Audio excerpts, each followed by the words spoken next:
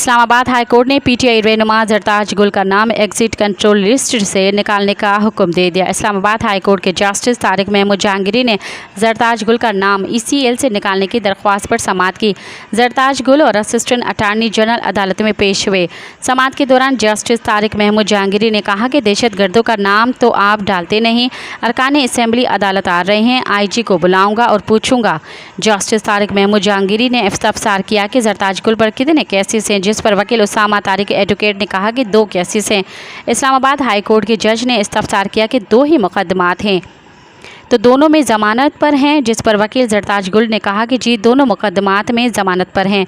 Justice Tariq Mahmood Jahangiri ने remark दिया कि किसी अगवा, बराए तावान और गैंग रेप वालों का केस नहीं आया, झूठे इल्ज़ामात हैं, तमाम काबिल ज़मानत हैं और नाम ईसीएल में डाल देते हैं। अभी नाम निकाल रहे हैं, आइंदा इनको भी बुलाएंगे जो मंजूरी देते हैं। बाद अदालत आलिया ने जरताज गुल का नाम ईसीएल से निकालने का हुक्म देते हुए असिस्टेंट अटार्नी जनरल को 1 हफ्ते में रिपोर्ट पेश करने का हुक्म दे दिया।